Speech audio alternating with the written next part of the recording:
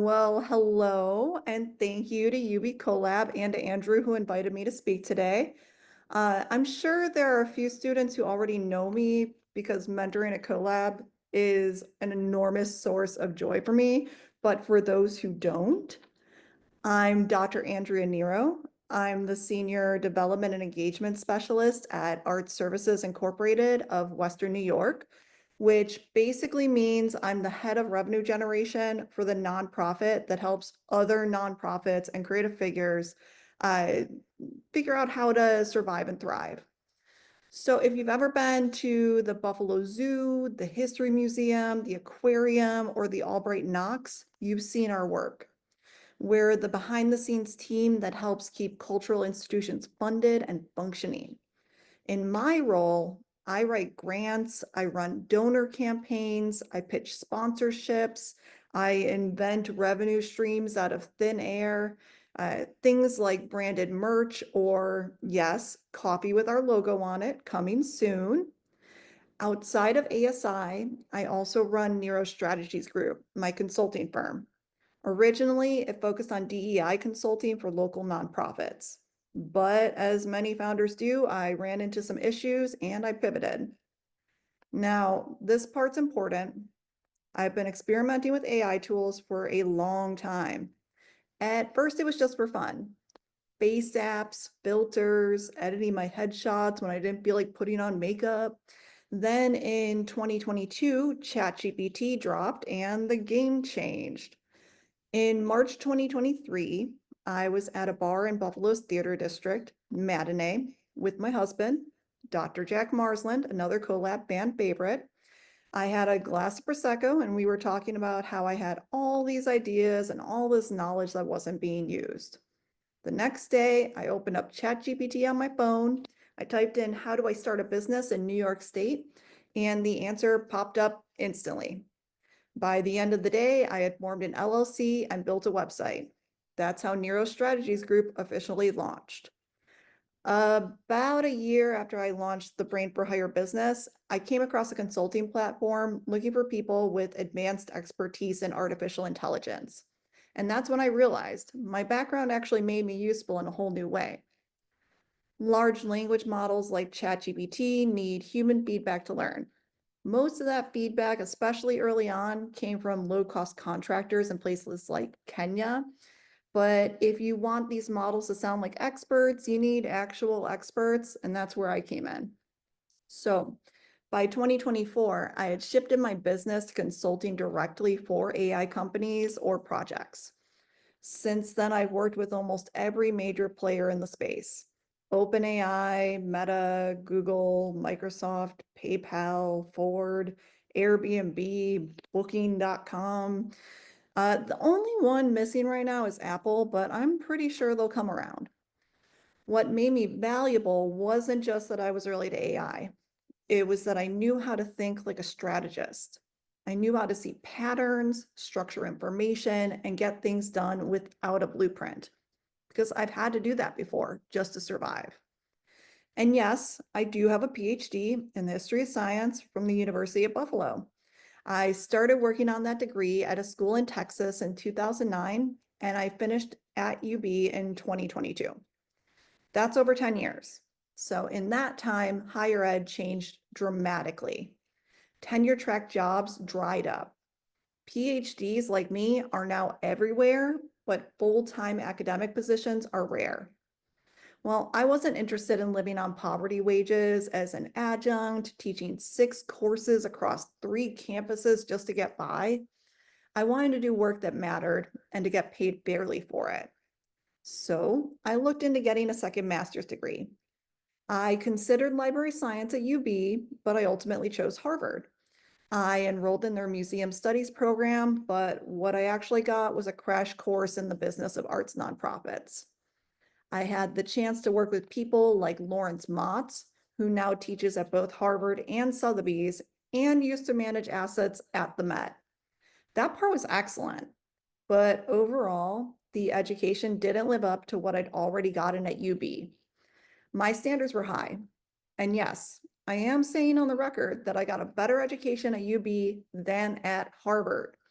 And when I found out I could leave Harvard with a graduate certificate instead of the full master's, I took that option. I technically could go back and finish the degree, but at this point, I don't feel like I need to. So yes, all of that, Harvard, PhD, Fortune 500 clients, I know it sounds a bit impressive, but let me tell you something that most people don't know. Before all that, I was homeless. So how did I end up homeless? Well, let me be clear about something up front. My goal with this talk is not to inspire you. It's to give you strategy, to hand you a toolkit that was forged in real world survival, and to help you rethink everything you assume about what counts as a resource. So yes, take notes, ask questions at the end, challenge your assumptions. That's the whole point. So back to the question. How did I end up homeless? Well, I'll spare you the full sob story. The short version is my parents just liked drugs more than they liked being parents. When it came to my safety, drugs took priority. So I left. I was 18 and that was the start. I bounced around, worked odd jobs, lived in rough motels in Chicago, 4 people to a room, no kitchen, splitting the cost. This picture on the left is actually an image of me in one of the hotels that I stayed at. Um, or not even hotels, motels, we should call it what it is. But living in motels, that felt like homelessness with training wheels. Eventually, I decided I couldn't take another Chicago winter, so I hopped a train to Houston. New city, new life. At least that was the idea. Instead, I ended up sleeping on a friend's floor for 2 months. I got a job just long enough to move into a motel room of my very own. Roaches, water stains, the works. And then I got sick. I didn't have health insurance, so I couldn't afford to go to work, and I lost the job. And then the motel room. That's when I started squatting in abandoned apartments. I was scared, but I did what I had to do. Eventually, I found another job at the mall, and it paid just enough to keep me afloat for a while. I made my way up to Huntsville, Texas, rural East Texas, and got a job as a receptionist at an auto body shop. And because it was Texas, one day the owner told me that God had informed him I should be going to college instead of answering phones. So he let me go. He did give me a decent severance package, all things considered. So that was the start of something new. I couch surfed for a little while, but I had no safety net. I couldn't go home. That door was closed for good. The thing that finally gave me a way out, turning 24. At 24, I could fill out a FAFSA form without my parents' information. That opened the door to financial aid, to scholarships I hadn't been eligible for, and yes, to student loans I'll be repaying for a while, but it gave me a foothold. Now, I wish I could say that financial aid ended my homelessness, but it didn't. Even with student loans, I didn't have enough to live on. When I got into the University at Buffalo, I had to fund the move cross country by myself. I found a roommate on Craigslist who lived in West Seneca. I could tell she was strange over email, but I didn't have any better options. So I loaded up my 20-year-old Honda Accord station wagon, 300 miles, no, 300,000 miles on it. No AC, you can actually kind of see it in this picture on the right a little bit in the back with the trunk popped open. I got in that Honda Accord station wagon and drove 12 hours a day for 2 days straight from East Texas to Buffalo. The moment I met the roommate, I knew I was in trouble. 2 days later, she asked me to drive her to pick up heroin, and I refused. So she called the cops, kicked me out, and dumped all my belongings on the front lawn, which you can see in this picture. I had nowhere to go. A neighbor I'd spoken to once offered me her couch, but for the most part, I was living out of my car. And that's when I started teaching as a PhD student at UB. While my cohort was prepping lectures and writing seminar papers, I was figuring out where I could safely sleep. I didn't tell anyone. I was terrified that if people knew the truth, it would discredit me. And honestly, I didn't start talking about it publicly until about a year ago. What changed was hearing stories from people like Cyan Bannister. billionaires, investors, entrepreneurs who had all been homeless at one point. And I realized maybe this story is the thing that sets me apart. Maybe it's not baggage, maybe it's leverage. Because everything I know about building, managing, and scaling revenue, I first learned while surviving. My goal today is to take those lessons, the ones I learned not in a textbook, but on the floor of an abandoned building, and map them onto the principles of business for you. So yes, I have had over 2 decades of formal training now. And yes, I've studied the best practices. But the reason those frameworks clicked for me is because I'd already lived through their raw, unscripted versions. I didn't read about scarcity, I lived it. And when you've had to operate under that kind of pressure, you learn how to recognize value, how to flip it, stretch it, repurpose it, monetize it. That's what business is. That's what revenue generation really is. And that's what I want to teach you today. All right, so let's go back to those early days when I was first figuring out how to live on the margins. I told you about the motels. 4 people to a room, no fridge, no microwave. Nothing that resembles what most people would consider a home. I call that homelessness light. You're technically indoors, you technically have a bed, but that's about it. Those motel rooms taught me more about business than any MBA program ever could. They were full of people who'd been through it, people who had lived on the streets, who knew how to survive. And I am forever grateful for them because they taught me how to think like a scrappy CEO. Take the fridge situation. There wasn't one, unless you wanted to pay 20 bucks a day, which I didn't. But it was Chicago, and Chicago winters are brutal, just like in Buffalo. So we figured out how to work with what we had. We booked rooms on the second floor for safety, and then we used the window as a refrigerator. We hung our food out over the edge, careful not to drop it, careful not to let anyone else take it. Cold air is free, use it. We all chipped in on a $10 hot plate. We boiled hot dogs in a motel room, huddled around that little burner like hobos at a campfire. And you know what? We ate. So here's the lesson. Take inventory, use what you have, stretch it, flip it, maximize it. I didn't have a fridge, but I had cold air. I didn't have a kitchen, but I had a hot plate. That's the mindset that carried me through the next 7 years. When I got to Houston, I lived in a part of the city called Greenspoint. Locals call it Guns Point. It's the hood, but it's also near the airport, which meant one thing: hotels, lots of them, not motels, hotels. So I cleaned myself up, put on my best clothes, nothing fancy, just enough to look like I belonged. And I walked into those hotels like I was a guest. I helped myself to the continental breakfast, one of everything, please. I brought a dollar store coffee mug and filled it with hot coffee. I brought Ziploc bags and Tupperware to pack food for the rest of the day. I asked the front desk for extra towels, shampoo, conditioner, toothbrushes if they had them. I tried not to think of it as stealing. I was just trying to blend in, and I was making use of what was around me. That's what early stage businesses need to do. Survey the landscape and squeeze every ounce of value out of what's available. It's the same thing I do now at ASI. We are a nonprofit. We don't have a huge advertising budget. We don't have billboards asking for donations. A lot of the mega nonprofits in the city do more public fundraising than we do.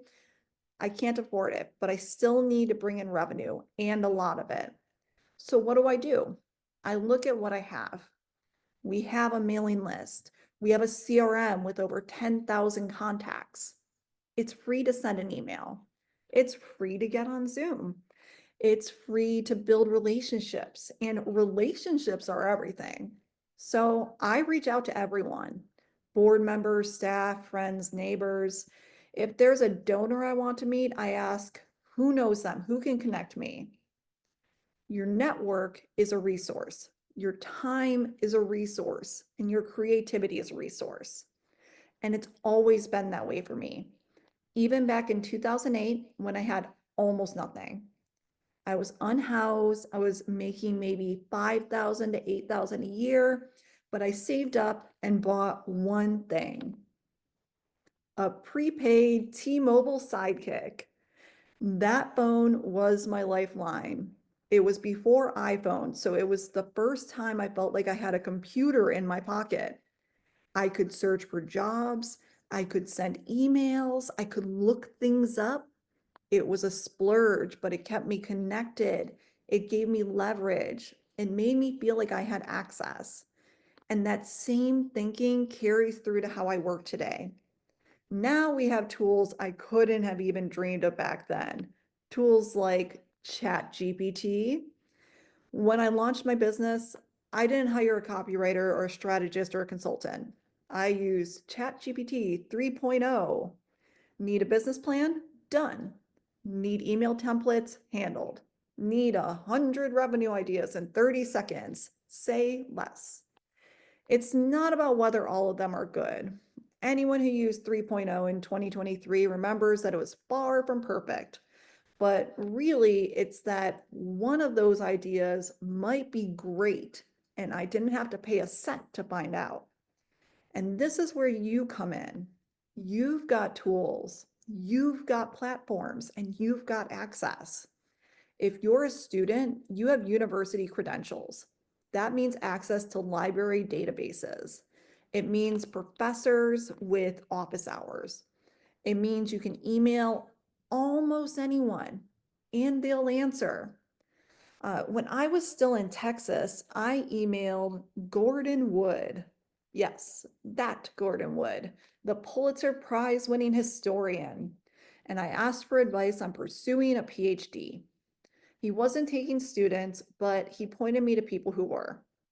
That email changed my entire academic path. One message, zero cost. You can do the same right now. And yes, if there's free food at a campus event, go to the event, eat the food, shake the hands. That's how I learned to operate. And that scrappiness has never left me. Even now, I still look for what's free, what's available, what's overlooked. Buffalo has incredible resources if you know where to look. You could come to Art Services Incorporated, where I work. I'm always happy to help you out. We've got Boot Sector, 42 North, the Good Neighbors Fund, the Tool Library, Squeaky Wheel, which is a funny name for a media center, but it is a place where you can borrow DSLR cameras, lighting rigs, media equipment. When I started my business, I didn't even have real business cards. I printed my contact info on plain paper. It was good enough. Later, I splurged on $20 cards from moo.com, but I didn't wait for perfect. Work with what you have. Don't apologize for it. Leverage it. That's how you grow. So you've probably heard entrepreneurs say this before. You have to be comfortable failing. And I get why people say it, but let's be honest, most of them have never actually failed in a real material way. What they mean is be comfortable launching a product that doesn't go viral, or be okay if your marketing campaign flops. I mean something else. I mean, what if you lose everything? What if your worst case scenario actually happens? For most people, the bottom of the barrel, the fear that keeps them up at night is homelessness, not death, homelessness, because death is inevitable, but homelessness, that feels like proof you messed up, proof you couldn't figure it out. Now, to be clear, I don't think homelessness is a personal failure. I don't think I failed. I think maybe my parents failed me, and I do think I had to claw my way back from a horrible fallout. But the point is this: I've lived through the thing that most people use as their deepest fear. I've already done the unthinkable. and I came out the other side. So that gives me a kind of clarity that most of my peers don't have. I've failed in a very public, very painful, very inconvenient way, and I'm still here. So there's a reason I admire skateboarding. Not because I'm graceful, I'm not, but because when you're learning to skateboard, the first thing you have to do is fall, and then fall again, and then again. And after that first fall, it gets easier. You know what the pavement feels like, and you know how to get back up. I've met a lot of brilliant people at UB, at Harvard, in the startup space and nonprofits, and I've noticed something. Many of them are brilliant, but paralyzed. They've never actually failed. Not really. They've never fallen. So they don't take risks. They aim for perfection. They avoid the unknown. They overthink, and then they stall. I don't stall because I've been to the bottom and the bottom didn't break me. That's the gift homelessness gave me, not pride, not some feel good narrative arc, but the psychological advantage of knowing what I can survive. It gave me the ability to take risks, to try new things, to let them flop, to test, pivot, iterate, and walk away when something's not working. That's actually how I created one of our most original and inclusive fundraisers at ASI, Creative Connections. Most fundraising events are built for the wealthy. They're exclusionary by design.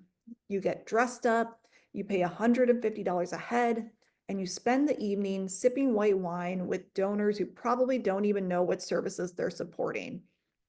But the artists we serve at ASI, they're usually the ones who need the support. So I thought, why not create a fundraiser that invites them to the table too? I started small, $10 tickets, 2 drink tickets included. I made my own cheese plates instead of hiring catering.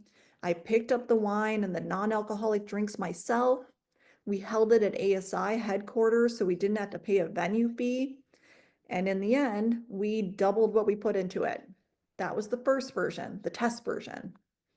It went so well that I thought I'd scale it 5x the second time, raise the price to $20, booked a venue, hired performers, and 20 people showed up. We lost money, but we only lost about $200.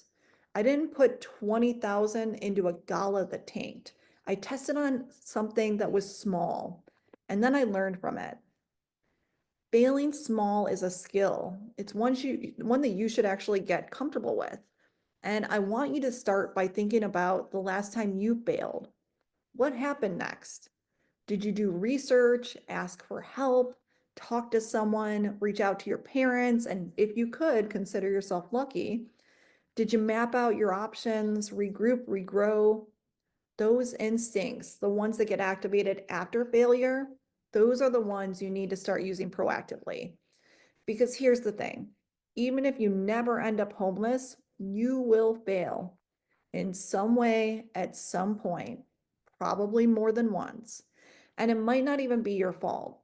Sometimes it's a wildfire. Sometimes it's a global crisis. Sometimes it's someone else's decision. You can do everything right and still lose. So you'd better know how to respond. You'd better know how to rebuild. That's your edge. Not the fact that you can avoid failure, but that you know how to metabolize it. That's what makes you dangerous.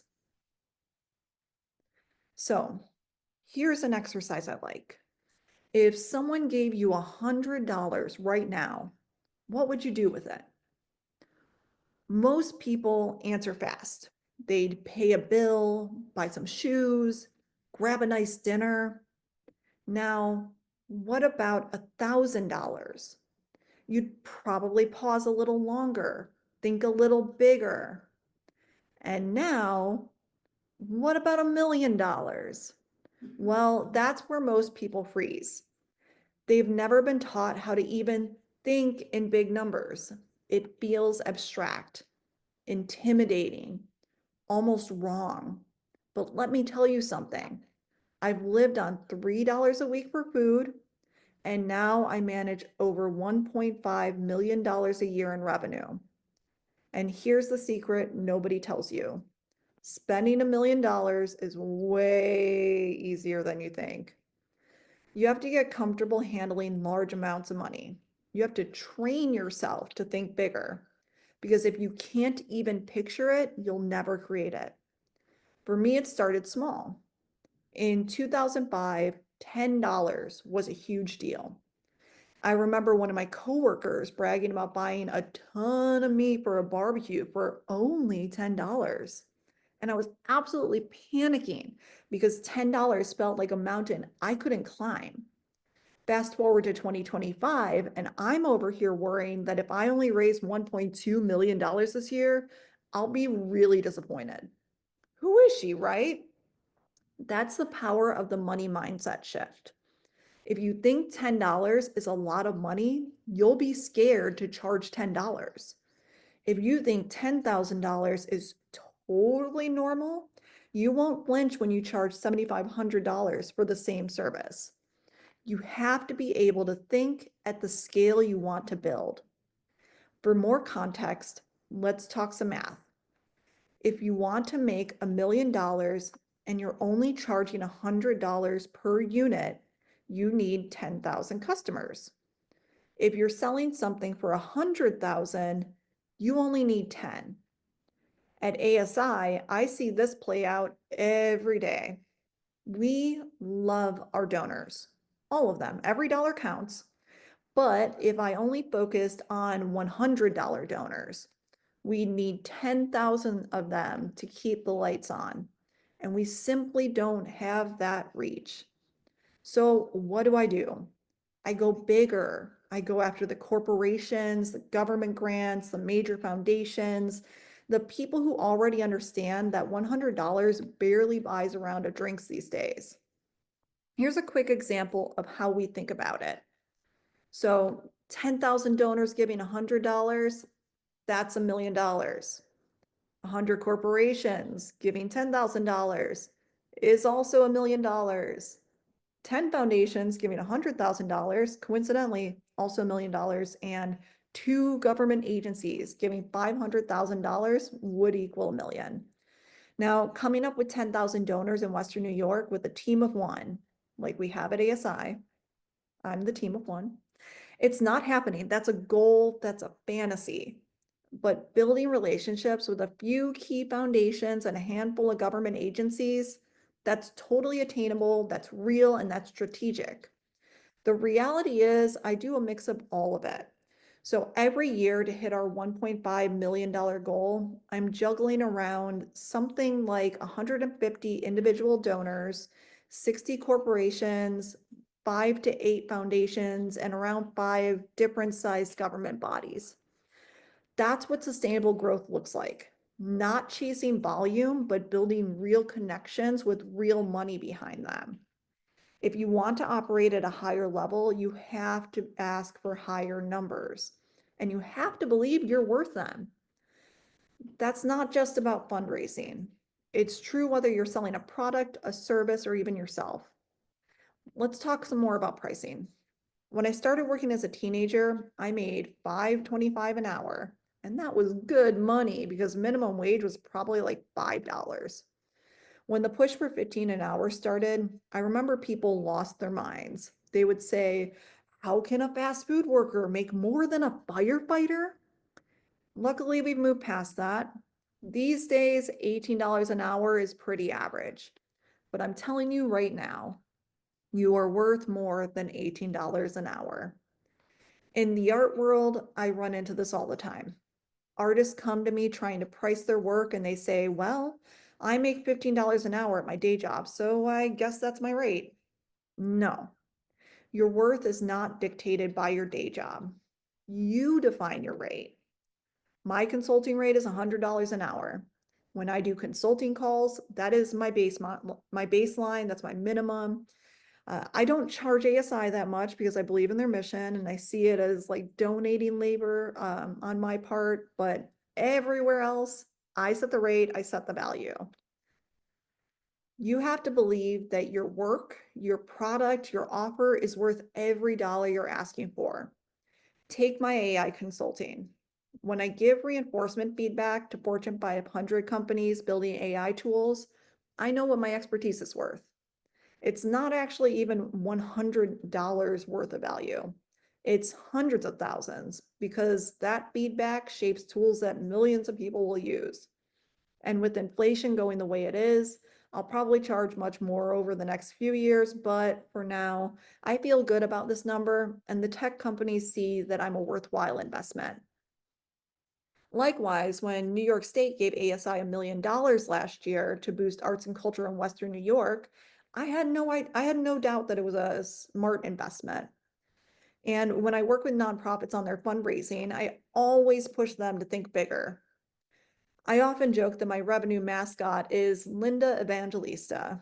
She says I don't get out of bed for less than $10,000. Because here's the deal. If you don't think your cause is worth $10,000, why should anyone else? It's the same for a product, it's the same for a service, and it's the same for you.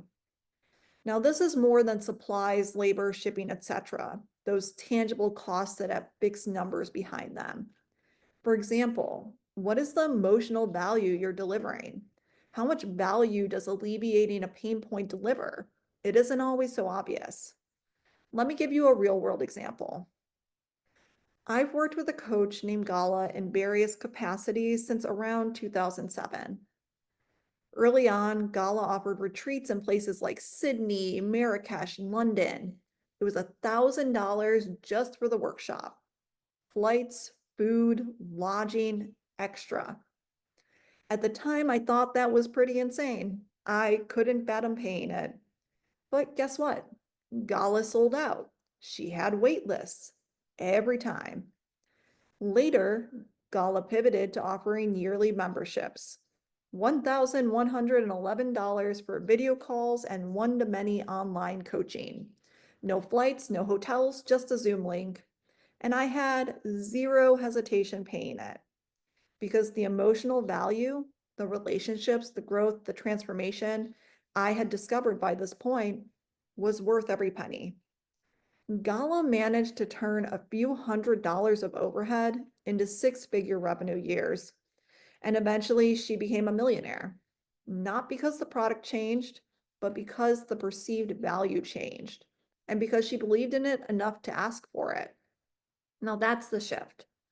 First, you sell yourself on your own value, then you can sell it to the world. So, remember when I told you how I used to dress up, sneak into hotels, help myself to the continental breakfast? Well, that wasn't just resourcefulness. That was a masterclass in confidence. Confidence is everything in sales. And before you tune me out, yes, you are in sales. All of us are. I get it.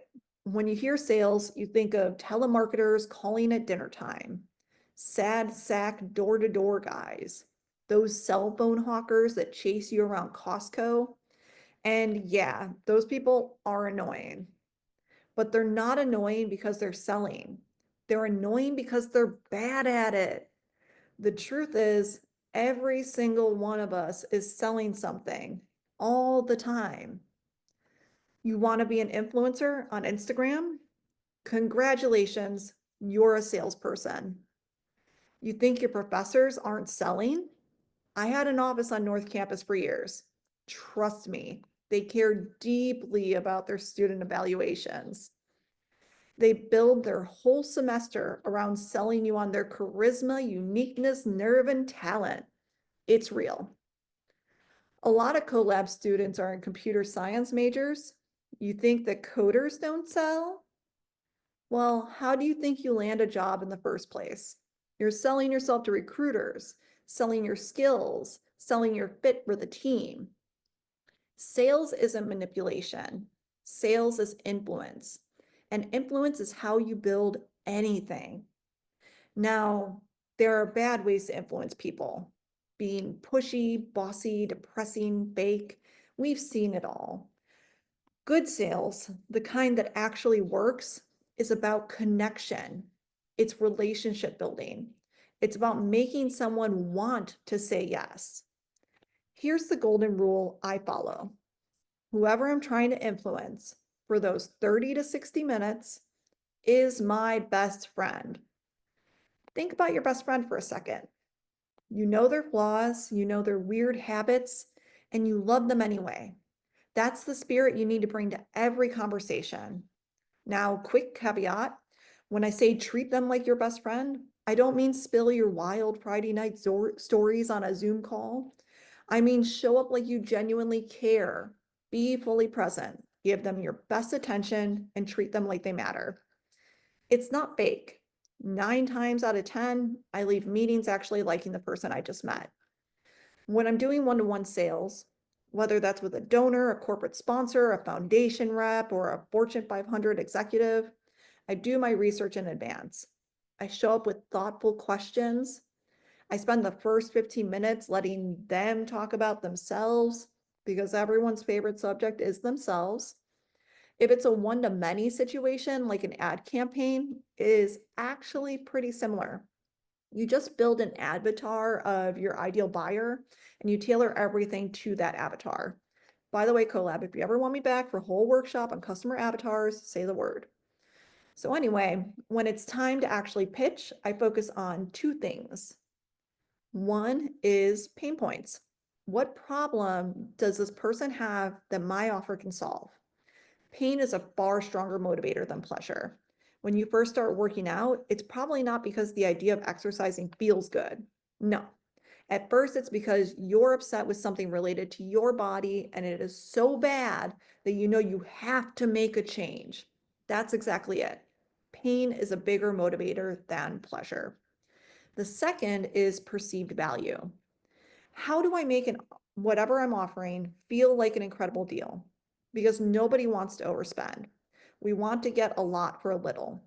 It doesn't necessarily mean that we are getting a great deal. We just have to feel like we are getting one. For a lot of people, an Apple computer might be a better deal than a PC, even though the PC is half the price with way more RAM, and even though they would use both computers to surf the same internet. But Apple is sleeker. It's a cool guy computer, right? It connects to your other Apple devices a little more seamlessly. There are less viruses tailored to the operating system. So it might not seem like a better deal based on spec, but its perceived value is greater. Here's an example from my work. At ASI, we offer $200 sponsorships for our chill sessions events. $200 gets you top billing as the presenting sponsor. 200 bucks. It costs us nothing extra to add your logo to a flyer or mention you from the stage, but you get the advertising, the tax write-off, and the goodwill. And I believe in that package so much that my own business, Nero Strategies Group, sponsored an event this year. See what I did there? I showed I believed in the product enough to buy it myself. I highlighted the pain point that advertising is expensive and visibility is hard to get. And I painted it as practically free advertising with that tax write-off. And I made the offer feel like a favor because if it's good enough for my bestie, it's good enough for you. And here's the thing. These aren't just business tactics I picked up in a textbook.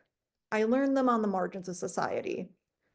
When you're unhoused, when you're hustling to survive, you learn how to make people like you. Now, pretty privilege definitely exists, but I've also learned that being nice gets you way further than just being pretty. I learned early to put my phone down, look people in the eye, and make them feel important. That's how I aced every job interview I ever had when I was living out of my car. That's how I got free meals, free clothes, and sometimes a free place to stay because people want to help people they like. Selling products, selling ideas, selling yourself, same exact principle. And if you can master that, if you can master influence with integrity, you can build anything. And influence is powerful, it'll take you far, but at a certain point, you actually have to build something.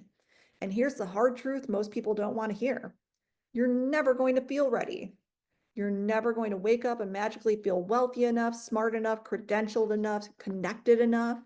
You have to start anyway. When I started my PhD at UB, I was living out of my car or crashing on strangers' couches. I was 500 miles away from anyone I actually knew. Do you think I was ready to do serious academic work? No. I was barely feeding and housing myself, reading 3 books a week, TAing classes, trying to show up like a normal functioning human being. That felt impossible most days, but I started anyway. It wasn't pretty, it wasn't polished. I found a seedy apartment on Elmwood, cheap, rundown, surrounded by drunks and crackheads, but it was a home.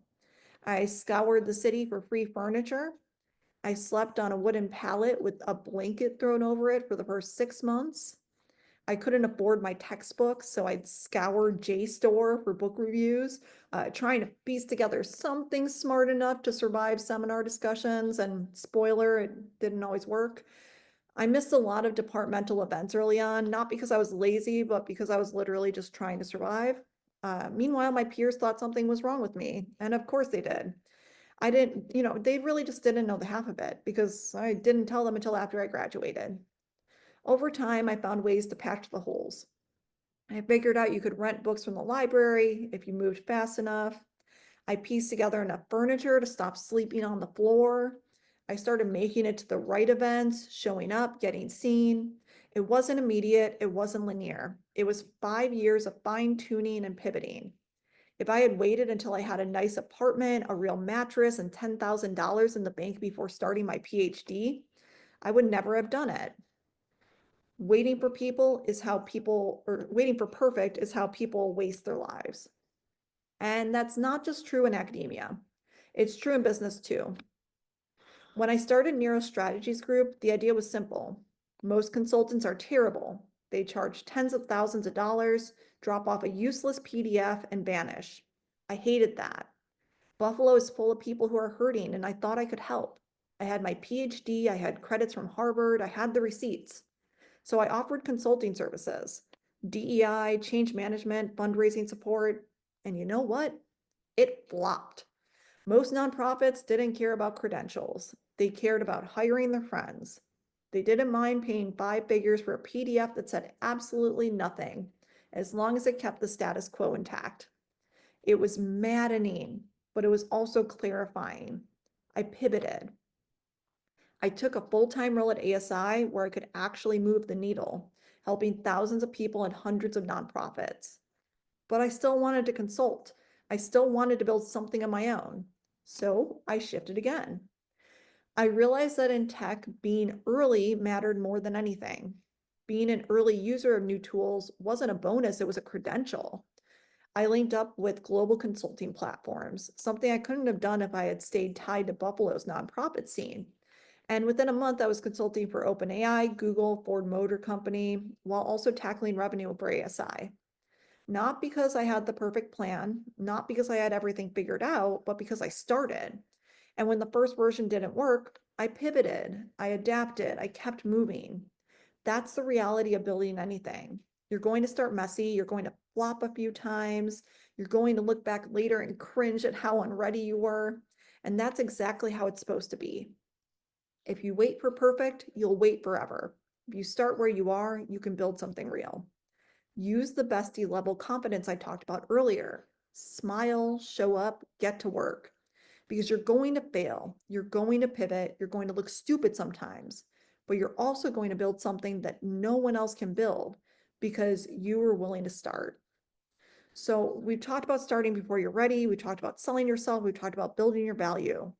Now let's talk about something almost nobody prepares you for. What do you do once the money actually starts coming in? Because here's the reality. Making your first 1,000 is hard. Turning that 1,000 into 10,000 is harder. Turning 10,000 into 100,000, that's the real game. And you don't get there by hoarding every dollar. You get there by reinvesting. Remember earlier when I talked about buying a T-Mobile Sidekick while I was still dead broke? That wasn't some flashy flex. That was a strategic reinvestment. I didn't buy it to show off. I bought it because it was the closest thing we had to a smartphone back then. And if you know how to use it, a smartphone is a portal to opportunity. Even my primitive little sidekick let me search for jobs, apply for gigs, stay connected. That $300 investment, it opened doors that helped me double my salary within a year. And after I covered my basic needs, food, shelter, survival, What did I do with my next paychecks? I bought books, mostly nonfiction, mostly secondhand, mostly on subjects I barely understood, because I was investing in figuring out what I wanted to become. And when I leveled up again, I bought a math book. That was a game changer. Going from a sidekick that could kind of sort of browse the internet to a real computer, that opened up everything. I could apply to colleges. I could teach myself new skills. I could read free PDFs online. And yeah, occasionally pirate a TV show. Let's keep it real. But the point is, every time I leveled up, I reinvested. And the same rule applies in business. Pay yourself a modest salary at first, cover your basics, but every extra dollar, reinvest it into growth. That could mean buying equipment that expands your capacity, taking courses that sharpen profitable skills, hiring part-time help to free up your time. You're not going to be one of those entrepreneur lifestyle influencers overnight. And honestly, you shouldn't want to be. You should want to build something real, something sustainable. And that starts by treating your early revenue as startup capital, not champagne money. If your business is good and you reinvest intelligently, you'll probably scale. And eventually you'll reach a point where reinvesting becomes harder than spending. Now that's when your salary starts to catch up, not before. Now, as an aside, because I've seen a lot of collab pitches over the past couple of years, let me give you a little tough love here. Most of you are setting yourselves up wrong.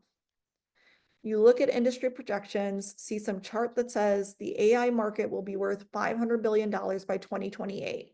And you convince yourselves that you're about to have your first seven-figure year in year one. Well, that's probably wrong. That's generally not how this works. If you've never built a business before, if you don't even have a minimum viable product, if you haven't sold anything yet, you're probably not going to scale from 0 to 1 million in a year. You're going to scale like I scaled, from a sidekick to a MacBook to a revenue stream to a company. You'll grow, you'll reinvest, you'll learn, and then you'll grow some more. That's real scaling. If you're serious about building something, start with the sidekick mindset. Reinvest, level up, expand wisely, because the reality is the people who make it are the ones who stay scrappy until they're too big not to be noticed. The ones blowing their first 10K on private jets, they're not the ones who last. So, at the start of this talk, I told you I decided to get a PhD in history way back in 2009. I didn't even have my bachelor's yet, but I knew that that's what I wanted to do. By 2013, I was applying to PhD programs, and my advisor told me to get my GRE scores high enough to apply to Harvard. Those tests were about $100 a pop, and $100 was still a mountain to me. I scraped together enough to be able to take it twice. I studied my butt off, I gave it everything I had, and I still came up just short of Harvard's recommended score. I was bummed, sure, but for a few months there, something that had always felt impossible suddenly felt possible. Me, little old homeless me, could end up in Harvard? Someone believed in me that that could happen, and that changed me. My scores were still good enough to catch the eye of UB, and UB gave me a seat at the table. While I was there, the universe handed me a series of miracles. I lost almost 100 pounds. I was accepted into fellowships at prestigious institutions.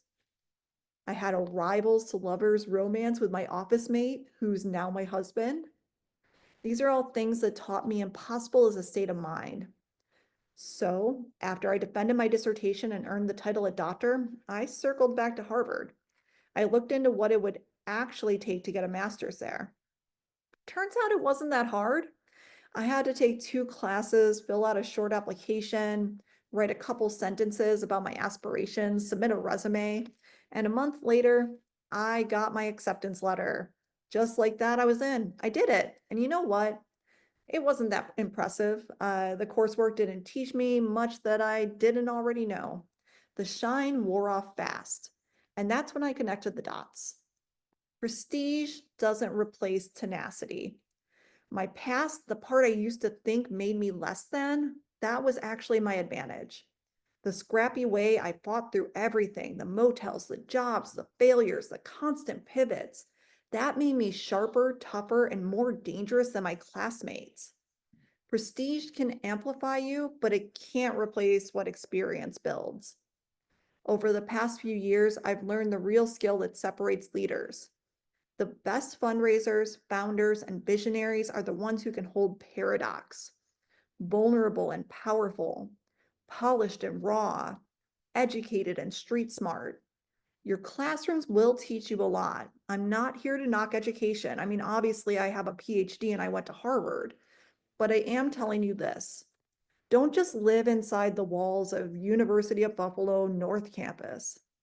Get off campus, get into some trouble, make mistakes, figure it out. Learning how to survive the trouble, that's what makes you undeniable. Your major matters, your GPA matters, but your ability to take a hit and keep moving, that's what builds empires. That's the real art of revenue generation.